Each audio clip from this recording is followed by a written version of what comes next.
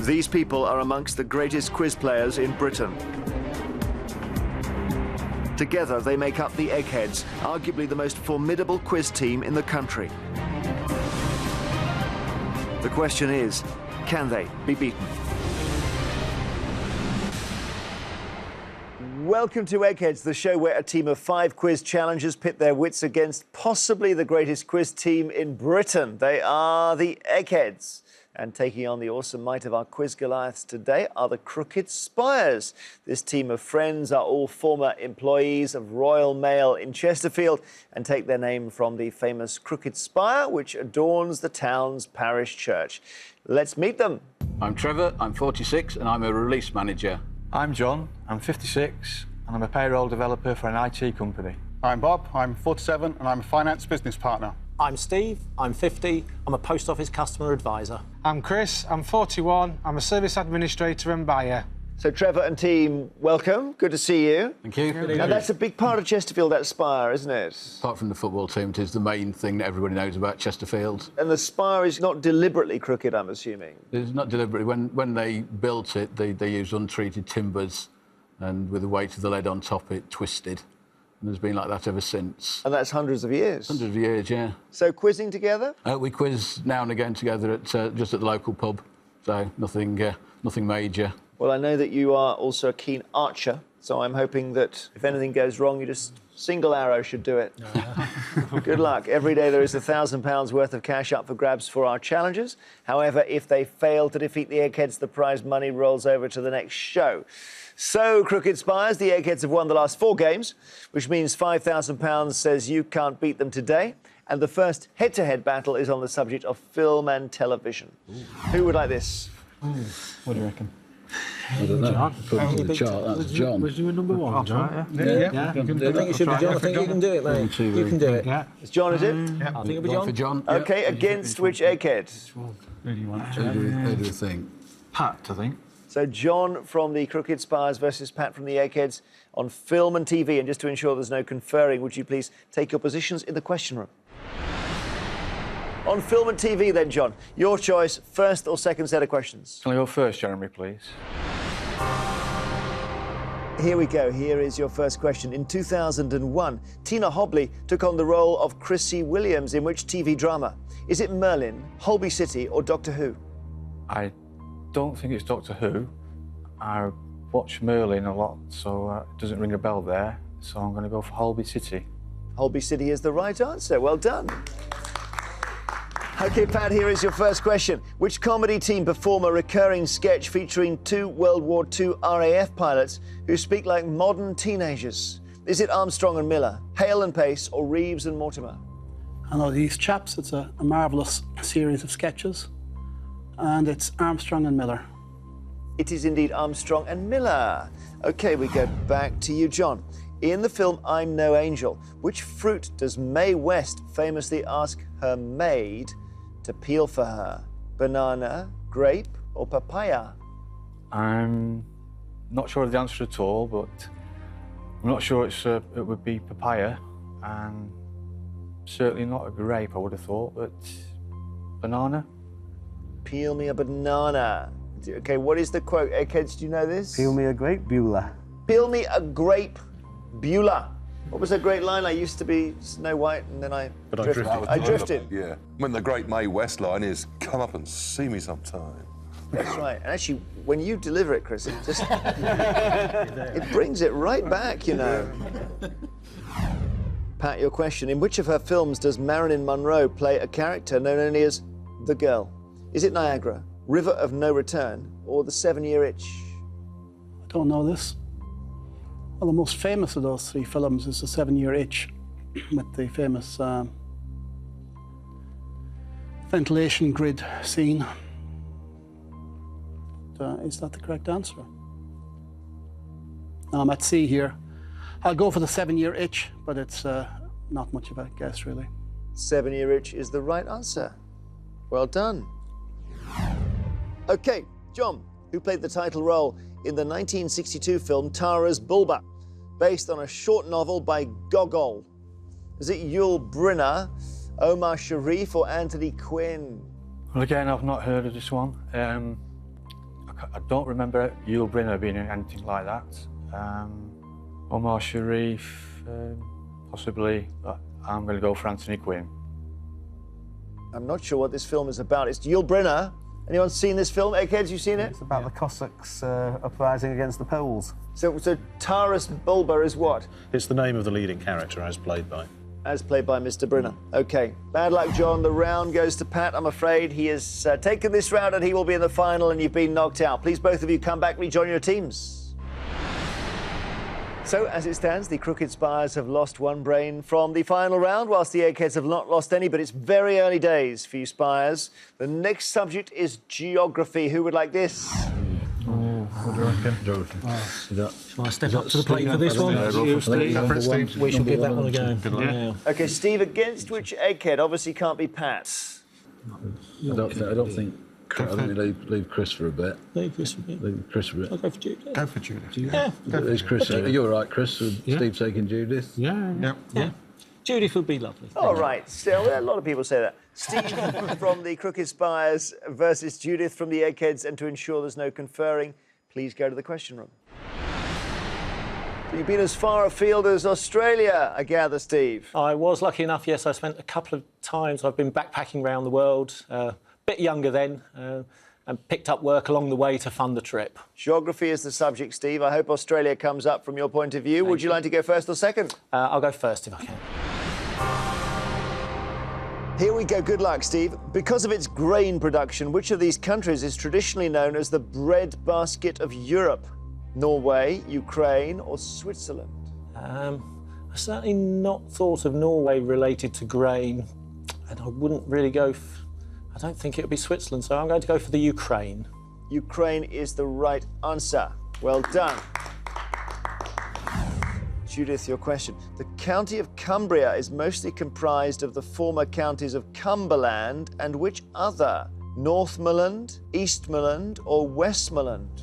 That would be Westmoreland. Westmoreland is the right answer. OK, your question, Steve. The Castello Sforzesco and the 13th century Palazzo della Ragione are both famous buildings in which of these Italian cities? Milan, Florence, or Rome? Sadly, I have never been to Italy, and I'm now regretting that. Because of the Palazzo, I think I will have to have a guess at Florence. Yeah, it's not actually, it's Milan. OK. OK, your question, Judith. Nagaland and Mizoram are states in which Asian country? India, Bangladesh, or Sri Lanka? I think that's India. I think it is India as well. Well done. So Judith is ahead. She's got 2 and you've got 1, Steve. You've got to get this one right, OK? OK. Otherwise, you'll be knocked out. The Solomon Islands are in which division of the Pacific Ocean? Micronesia, Polynesia, or Melanesia? Solomon Islands. I shall rule out Melanesia, purely because I've never heard of it. I'm going to have to take a guess, and I will go with Micronesia. The answer is Melanesia, Steve. So Judith has taken that round. I'm afraid I knocked you out. Please, both of you, return to us and we'll play on. So, Trevor, a bit of a trend developing here with first question right and the next 2 wrong. Yes. That could be a problem. One which we're going to put right in the next round. OK. So, but our category selections are going well so far. Everything's gone to plan. Just the questions. The questions and the answers are difficult. Did you have a whole grid mapped out? Yes, we did. So far we've been fortunate enough to be able to pick the people who wanted those subjects. Well, that was good work. Yeah, that part has worked. That part has worked. Sadly. It's getting the answers that's the difficult bit. Yes, once we've left here, that's the problem. As it stands, the Crooked Spires have lost 2 brains from the final round. The Eggheads have not lost any. Might be time for the bow and arrow in just a second. The next subject is politics. Oh dear. A groan. That's not good on the grid there. That was going to be me. But... What are you looking at me for? I'm just looking, you're one of those 2 ways. So, Do you want to do it, Trev? not really, no. No, you don't, do you, Bob? I don't want to do politics. Oh. Right, it's me. Chris, OK. All right. Chris from the Crooked Spires against Chris or Barry or Kevin? So have a Chris versus Chris double. Yeah, Chris versus Chris. Chris versus Chris double. Chris on politics. Good, Chris? You always like meeting Chris's, don't you? Excellent, yeah. Yeah. Please go to the question room now. Do I gather you were a little bit reluctant to take politics then, Chris? Yeah, I feel I took one for the team here, Jeremy, yes. Yeah, So you got a bit of political memory going back the last few years, but maybe not that much further, or...? And only a little bit in the last few years as well, but OK.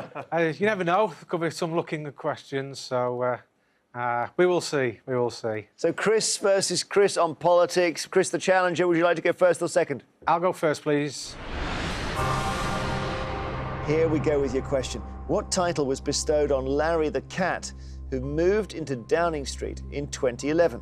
Was it Chief Mouser, Head Purrer, or Lead Bird Catcher? I believe it's not the Head Purrer. Hopefully, my memory's right, that they did have a mouse problem in Downing Street, so I'm going to go for Chief Mouser. Chief Mouser is the right answer. Well done. OK, Chris, here is your question. At the 2010 general election, Lord Toby Jug, Monkey the Drummer, and Are You Serious stood as candidates for which party? Was it the Green Party, Official Monster Raving Loony, or UK Independence? Well, UKIP, they are a sort of semi-sensible party, but those sound like candidates for the Official Monster Raving Loony Party. Official Monster Raving Loony is the right answer. OK, Chris, your question. For what does the letter W stand in SWP, a far-left UK political party? Is it women, wages, or workers? I don't think it's wages. I'm presuming the S and the P stand for Socialist Party. I suppose you can have socialist women and socialist workers, but I will go for the Socialist Workers' Party. You got the whole thing. Well done. Workers is right. Well done. OK, Chris, over to you. Helle Thorning-Schmidt, who became Prime Minister of Denmark in 2011, married the son of which British politician? Is it Neil Kinnock, Shirley Williams, or Michael Howard? Did Shirley Williams have a son? Did the Kinnocks have children? Yes, the Kinnocks have tried to found a political dynasty, haven't they? Glenys and Neil. They're more involved with Europe. So, must be young Kinnock, Neil Kinnock's son. It is indeed Neil Kinnock's son, you're right. Chris has got that point. Chris, other Chris, this is. See if you can get 3. You've already done better than your teammates in the round so far. You've broken this rather worrying pattern. Here's your third question, Chris. Who was the first Prime Minister of Israel to later become the country's president? Is it Shimon Peres, Golda Meir, or Yitzhak Shamir? I have actually heard of all 3, but I can't remember in what context I've heard of him. Is it Prime Minister or President? I'll go Shimon Peres. You got 3 out of 3. You're quite right. Well done, Shimon Peres. OK. Chris, your question. You get this wrong, you're out. In US political history, what name was given to the Republican Party faction that opposed Rutherford B. Hayes and so supported a 3rd presidential term for Ulysses S. Grant? Were they stalwarts, diehards, or intrepids? They were the diehards, Jeremy. I'm going to go to Barry on this. I think he's shown extreme pain in the brain when you said that. What is it? I'm afraid they were the stalwarts. They were the stalwarts, Chris. You've been knocked out by the other Chris. Well done.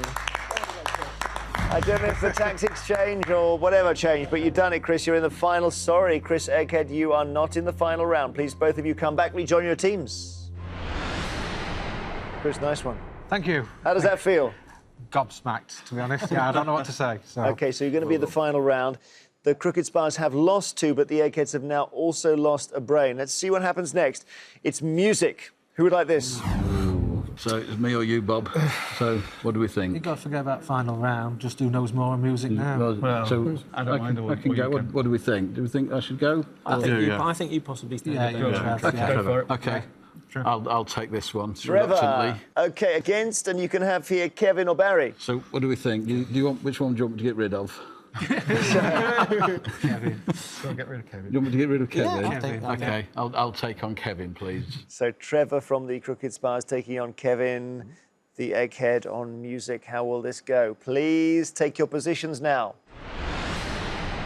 on music, Trevor. Would you like to go first or second? I think I would like to go first, Jeremy, please. Here we go. Good luck getting in that final round, Trevor. What surname is shared by Scott, the composer of the piece of music known as The Entertainer, and Janis, the American singer who had a US #1 single with me and Bobby McGee? Is it Joplin, Maplin, or Philbin? The only Philbin I can think of is Maggie Philbin, and I'm not aware that she's composed anything. Maplin, I'm not sure, but I do think that I have heard of Janis Joplin, and Scott Joplin rings a distant bell, so I'm going to go for Joplin, Jeremy, please. Joplin it is. Well done, Trevor. First one to you. OK, here we go, Kevin, your question. Got motion, restrained emotion. I've been driving, Detroit leaning. Are lyrics from which #1 single of the 1980s? Is it Red, Red Wine, Brass in Pocket, or House of Fun? I'll try Brass in Pocket. You've got to sing it to me now. No, that wasn't part of the deal. No, OK. Brass in Pocket is right. Well done. Back to Trevor. The Dutch jazz singer born Carolina Esmeralda van der Leeuw found fame under what name? Is it Caroline Ruby, Lena Diamond, or Caro Emerald? I have no idea, Jeremy. I've never heard of this person. The one that I think that closely resembles the original name is Caro Emerald. So I think I will go for Caro Emerald, please, Jeremy. It is Caro Emerald. Well done. Kevin, your question. The traditional song, The Saucy Arethusa, is most associated with which group of people? Weavers, sailors, or miners? Well, it's a sea shanty, so that would be sailors. It is indeed. Sailors is correct. So 2-2. He's a hard man to shake off, Trevor, as you know. Yes. Here is your next question. Which actor created the role of Jean Valjean in Les Miserables in the West End and on Broadway, as well as representing Ireland in the 1978 Eurovision Song Contest? Was it Colm Wilkinson, Red Hurley, or Carl Dunn? I'm sure that both my wife and my mother-in-law will be screaming at the television now because they are both musical fans. I've got absolutely nothing to go on here except complete guesswork. And as my last guess was down the right, I'm going to go down the left for Colm Wilkinson. And Colm Wilkinson is the right answer. Well done. Very good. OK, Kevin, if you get this question wrong, you've lost the head-to-head. Who is the subject of Philip Glass's opera, The Perfect American? Is it Babe Ruth, Walt Disney, or Henry Ford? No, this I don't know. You could make a case for any of those. I'm trying to think if I've ever heard of that one at all, and I can't. Nothing's coming. So if you get this wrong, you're out. Yes, I know. Yeah, it looks like that may be happening because I think it's going to be a 1 in 3 guess. I'm not historically very good with straight guesses. I'm tempted by Walt Disney, but I honestly don't know. I'm going to try Babe Ruth. I'm afraid you've got shaking heads on this side. Eggs, you know who it is? Walt Disney. Yeah, Pat confirms Walt Disney is the one. Trevor, how about that? You take it on. You did exactly. Fantastic tactic. You took on the strongest egghead and you knocked him out. So that makes your team in a better position in the final round, which you will be in, Trevor. Kevin won't. Come back to us and we will play that final. You didn't even need the bow and arrow. No, what about that? Fantastic result for you. Yes, we're riding our luck a bit at the moment and hope it continues into the final. All right, good luck. This is what we've been playing towards. It is time for the final round, which, as always, is general knowledge. But I'm afraid those of you who lost your head-to-heads won't be allowed to take part in this round. So John and Steve from the Crooked Spires and Chris and Kevin from the Eggheads, would you please now leave the studio? Trevor, Bob and Chris, you're playing to win the Crooked Spires £5,000. Barry, Pat and Judith, you're playing for something that money can't buy, the Eggheads' reputation. As usual, I will ask each team 3 questions in turn. This time the questions are all general knowledge and you are allowed to confer. So, Crooked Spires, the question is, Are your 3 brains better than the Eggheads 3? And do you want to go first or second? We'd like to go first, Jeremy. OK, Bob and team, good luck to you. Here you go with your first question. £5,000 to play for. Which of these phrases is used to describe someone with no money? Is it short shrift, stony broke, or cock a hoop? It's not cock-a-hoop. It's not cock-a-hoop, because cock-a-hoop, short shrift is... When you refuse to talk. It's got to be stony broke, isn't it? Yes, it's stony broke, yeah.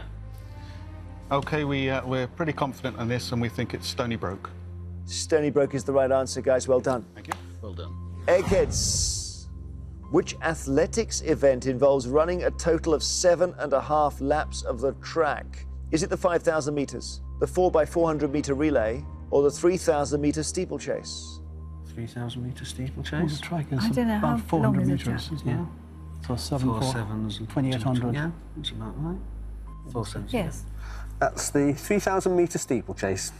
Just working it out in my head. 7.5 times 400 is 3,000, I think. Yeah, that's the right answer. 3,000 metre steeplechase. OK, back to you for your second question. Crooked Spires. Where was the Cunard ocean liner the Queen Mary built in the 1930s? Was it Clydebank, Grimsby, or Barrow? Lots of shipbuilding was on Clydebank. Yeah. Yeah. So, Yeah. Grimsby. Grimsby, I don't think Grimsby's fishing. Yeah, I don't associate Grimsby with anything. No. Barrow, in fairness. Do you know it from Clydebank? Oh, I think it's Clydebank. Yeah. I think it's the OK. Yeah. OK, we're going to go for Clydebank there, please, Jeremy. You've got it right. Hey. It's Clydebank, 2 out of 2. Well done. OK, Eggheads, your second question. The Canterville Ghost, first published in 1887, is a short story by which writer? Is it Oscar Wilde, Joseph Conrad, or Henry James? It's Oscar Wilde. Yeah, that rings a bell. Oscar Wilde rings a bell. It's Oscar Wilde. Yeah. Henry James' ghost story was The Turn of the Screw, wasn't Yes. it? And I don't think Conrad ever wrote any ghost stories. No. That was what Yeah, I we're thought happy with Oscar that. Wilde before they came up. Yeah, I think The Canterville Ghost is a story by Oscar Wilde, so that's our answer. When did Oscar Wilde die? I don't know. Just checking that he was still alive. Was it early 1900s? I'm just trying to throw you slightly. Oscar Wilde is the right answer. 1900 he died. Oh. Bang on, 1900. Looks at the wallpaper, says one of us has to go. The third question challenges, here we go. In the United States, the Reuben Awards are given out annually for outstanding contributions in which field? Is it cartoons, lexicography, or shoe designing? And obviously, if it was written as a normal sentence, the word Reuben would be capital R, obviously. Yeah. Would you have an award in shoe design? Is he an author? It's Reuben. Because lexicography is to do with words. It is, but Anything cartoon style. cartoons Reuben. could... Reuben, can you think? I can't think of anybody. 20s, didn't they? Cartoons. Have we ever heard of It this could, Reuben? thing is, it could be cartoon films, or it could be strip cartoons, which have been around for years. So I think I'm edging towards cartoons, but I'm not 100% certain. But I with guesswork. Really. I can't see him having anything for I don't think shoe design. I think shoe design. Yeah, we'll write that one off. Let's write that off. Yeah. So what do you reckon? What's lexicography? Do you think? It's to do with words. Words. There used to be a game called Lexicon. Words. So that doesn't sound like there would be. If you were going to have awards, you wouldn't have many awards. You'd have it for literature, I suppose. You know, rather than cartoons. You know, there's various things you can do. Yeah, Should we go for cartoons? Cartoons. OK, we don't really know the answer, but we're really going to go for cartoons. Cartoons. Well, I like your logic, and you're absolutely right. It is cartoons. Superb. So that's good. 3 out of 3. Wow, you raised your game at the right moment, challengers. You Crooked Spires. Let's see whether you can straighten out the Eggheads here. So, Eggheads, if you get this wrong, the contest is over and they take the jackpot. Here we go. Greater, Lesser, Jameses, and Andean are 4 species of which wading bird? Is it stork, plover, or flamingo? There's an Andean flamingo. There's an Andean flamingo. I think there's an Andean flamingo. And it's Greater, Lesser, James, and... Greater, Lesser, Jameses, and Andean. I have nothing to add on this one. Well, I think that as he went to flamingo... I can't imagine it's plover. No. It could be stork. I think there might be a few species of Andean. stork. But storks are northern, aren't they? No. No, they go south of the equator as well. Do they? Adjutant stork and marabou stork. Oh, yes, they do. I've never heard of a greater or a lesser stork. Well, all I can I say think is if you thought of an Andean flinger, I saw it once and I does thought it. that's very odd. I thought, Okay, something we'll that go will with stick it. in the mind. you tend to We'll think go of with it. flamingos as being Central African Yeah. birds. We'll go with it. Okay. Well, Pat has a recollection that he saw once about an Andean flamingo, and on that basis, we're happy to go with flamingo. Shaky, aren't they? Let's hope so. You got there. Flamingo is the right answer. Well done. Well done. OK, 3 each. Oh, it's a tight contest, huh? So we go to sudden death. The Crooked Spires. We wish you well with this. It gets a bit harder because I don't give you alternative answers. Here is your first sudden death question. £5,000 we're playing for. The Black Sea port of Trabzon is in which country? Is Trabzon? It's Turkey because there's a Turkish football team. Trabzonspor, yeah. So Turkey. Right. and it's in the Black Sea, isn't it? Turkey, around the it's Turkey, Black Sea, Yeah. with your geography knowledge. Yeah, so Yeah. there's a Turkish Turkey, football team. Turkey. Trabzonspor. Yes. OK, going by our knowledge on football teams, we're going to go for Turkey, please. It's always great the way a team of blokes will change anything into a football question. You're absolutely right. Turkey is the right answer. Well done. OK, well, it's interesting. They're giving you a really good chase here, Eggheads. And if you get this one wrong, the contest is over. In which decade of the 20th century were the authors Philip K. Dick and Gabriel Garcia Marquez born? We had a question about Dick the other day, do you remember? And you thought he died. Died around 1980. in 1980. Somewhere around there. And he wasn't that old. I've been 40, 50. Has Marquez just died? No, Marquez is alive, I think. I think He's he's about still alive. 70 But towards the something. end of a... So he's into his 70s. I think he must be. So he could be born late 30s to be in his 70s. in his mid-70s. What would that make Philip Dick, how old he would be when he died? If he died in about 1980, Make him about 50-ish. 50. That's what... if he had died aged 50, he'd been born in 1930. So I think it's 30s versus 40s. Perhaps slightly inclined towards 30s. But, Yeah. All right. Well, we probably have an egghead behind us who knows for certain the dates of both those people. But without Kevin, we're a little adrift here. We're going to go for the 1930s. Your answer is 1930s, and you were choosing between 30s and 40s. Kevin? 20s. Oh, no. 1920s Oh, is we the wouldn't have done that answer. early. So we say no. congratulations, challengers. You have won.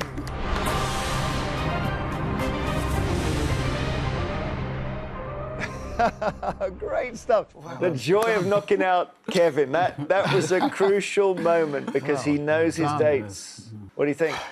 Amazed. Oh, Eggheads. Oh dear. We say congratulations to the Crooked Spires. What a great game you played. That you had the grid in your minds and paid off well. You just won £5,000. You are officially cleverer than the Eggheads, and you've proved that they can be beaten. Join us next time on Eggheads to see if a new team of challengers will be just as successful. Until then, goodbye.